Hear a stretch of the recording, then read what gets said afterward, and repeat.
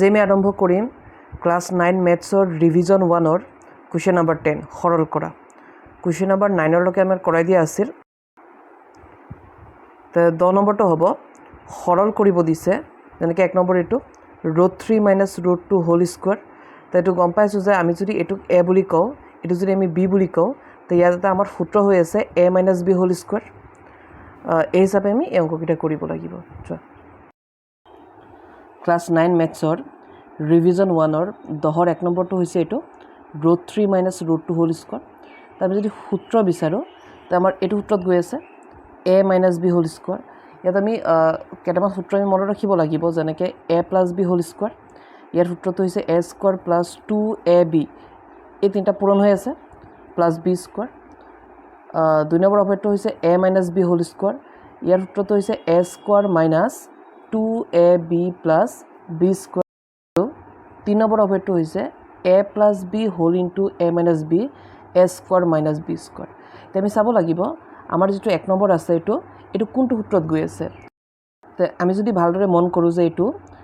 এইটোক যদি মই a বুলি কওঁ আৰু √টোক যদি মই b বুলি কওঁ আৰু মাজত যেটো মাইনাস চিন গতিকে আমাৰ এইটো সূত্ৰত গৈ আছে 2 নম্বৰ অপেক্ষটোত গৈ আছে তো এইটো a - b হোল স্কয়াৰ তাৰ কাৰণে মই কৰিব লাগিব a square - 2ab + b square a বুলি কতে মই ইয়াত a ঠাইত মই √3 পাতিম আৰু b বুলি কতে b ঠাইত মই √2 পাতিম গতিকে এইটো অংক আমি এটোত কৰিব লাগিব a square - 2ab + b square যেহেতু অংকটো মোৰ a - b হোল স্কয়াৰ সূত্ৰত গৈ আছে গতিকে এই সূত্ৰৰ মতে মই প্ৰথম কৰিব লাগিব a স্কয়াৰ তো ইয়াত a হৈছে √3 তো মই বহাব লাগিব √3 হোল স্কয়াৰ ৰুট থাকিলে আমি হোল স্কয়াৰ দিব লাগিব সূত্ৰ মতে a স্কয়াৰ - 2ab তে -2 এই 2 টো সূত্ৰৰ পৰা আহিব 2 লগত আছে ab a হৈছে √3 আৰু b হৈছে √2 এইটো সূত্ৰৰ মতে কি আছে plus b square plus b বুলি কতে √2 তে হ'ব আমাৰ √2 স্কয়াৰ আৰু ৰুট ওভাৰ থাকিলে আমি স্কয়াৰটো ব্ৰেকেট ব্যৱহাৰ কৰি দিব লাগে মানে হোল স্কয়াৰ কৰিব লাগিব এতিয়া সদায় মন কৰিবা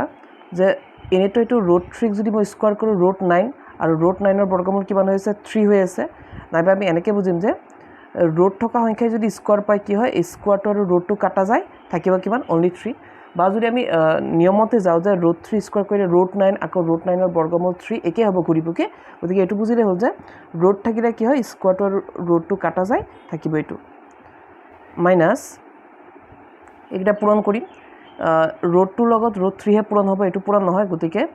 2 ঠাইত 2 আৰু √3 আৰু √2 পূৰণ কৰি কিমান হ'ব 3 2 গুণ 6 কিন্তু ৰুট ওভাৰত থাকিব প্লাস আকৌ এটো সেম ৰুট ওভাৰ 2 যদি স্কয়াৰ পাই স্কয়াৰ আৰু ৰুট কাটা যাব তো আমাৰ কিমান থাকিব অনলি 2 নহলে যে আমি নিয়মতে যাও √2 স্কয়াৰ কৰিলে √4 আৰু √4ৰ বৰ্গমূল 2 নাইবা আমি এনেকৈ শৰ্টকাট বুজিম যে স্কয়াৰ আৰু ৰুট কাটা থাকিব অনলি 2 এটা 3 ৰ পৰা এটো আমি বিয়োগ কৰিব নোৱাৰিম কাৰণ 2 ৰ পিছত √6 আছে কিন্তু ইয়াত নাই গতিকে 3 আমাৰ কালত মিলিছে 2 ৰ লগত তে আমি যদি কিবা কৰো এই 3 আৰু 2 কৰিব লাগিব তে কি কৰিম ইয়াৰ আগতো যোগ চিন তে প্লাসে তো প্লাসে কৰিব লাগিব তে 3 ৰ লগত যদি মই 2 প্লাস কৰো হৈ যাব 5 বাকি থাকিব -2 √6 এটো হৈ গ'ল এটো আমাৰ নেক্সটটো চাও আমি এতিয়া 2 নম্বৰটো যদি চাও এটো 2√3 + √5 আকৌ 2√3 - √5 তো এটো আমাৰ কোনটো অভিধাত গৈ আছে আমাৰ এটো a + b whole into a - b মানে মই কি কৰিব লাগিব মই এই দুজনক মই a বুলি ক'ব লাগিব আৰু এটোক মই b বুলি ক'ব লাগিব আকৌ মোৰ এই দুজন a আৰু এটো মোৰ b তে মোৰ অপেত হৈ আছে সোৱা a + b আৰু a - b তে মই কৰিব লাগিব a স্কয়াৰ - b স্কয়াৰ মানে মই কি কৰিম মানে মই এই দুটাক মই a বুলি কম আৰু এটোক মই b বুলি ক'ব লাগিব আকৌ ইয়াত যদি মই 2√3 a ধৰিছো ইয়াতো মই ইহতক মই a ধৰিব লাগিব এটো আৰু এটো মই কি বুলি ধৰিব লাগিব b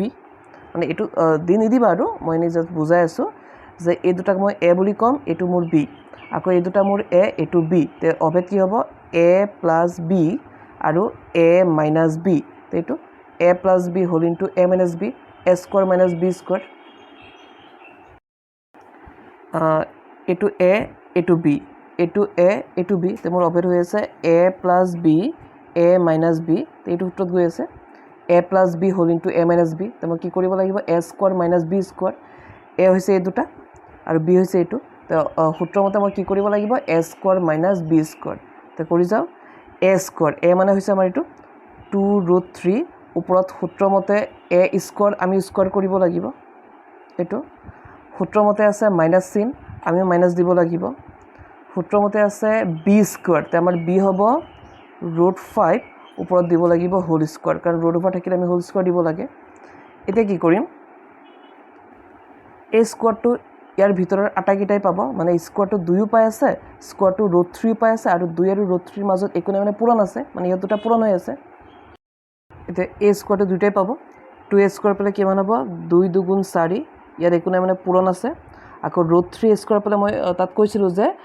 √3 যদি স্কোৱাৰ পাই স্কোৱাৰৰ ৰুট কাটা যায় থাকিব কিমান 3 মাইনাছ, আকৌ √5 স্কোৱাৰ পেলাই কি হ'ব স্কোৱাৰ আৰু ৰুট কাটা থাকিব অনলি 5।